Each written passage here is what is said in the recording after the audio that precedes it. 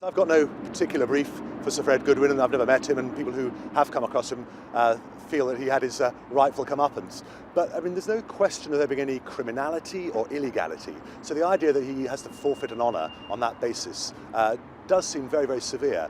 And in my view, it's also a bit of a sideshow, because actually the real issue is the rewards for failure, the financial rewards for failure.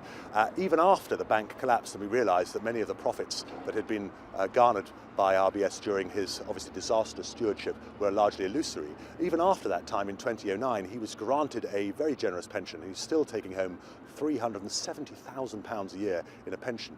Now it seems to me that's a much more legitimate target to say, listen, that's a reward for failure that needs to be clawed back given what we now know about the state of the bank. And I just think there's just a bit of a witch hunt that's been going on here, that there's been a sense of a big media hue and cry from the tabloid press, from senior politicians putting a hell of a lot of pressure, leaning on this forfeiture committee to have this knighthood taken away. And the worry now is, and there's a genie out of the bottle, I think it's going to mean that in the weeks and months ahead we run the risk of many other senior business and banking officials being subject to the sort of scrutiny that Fred Goodwin and over the last weekend Stephen Hester have been subject to. We are at a time where we've got to be open for business. We are traditionally in the UK a very open mercantile trading nation.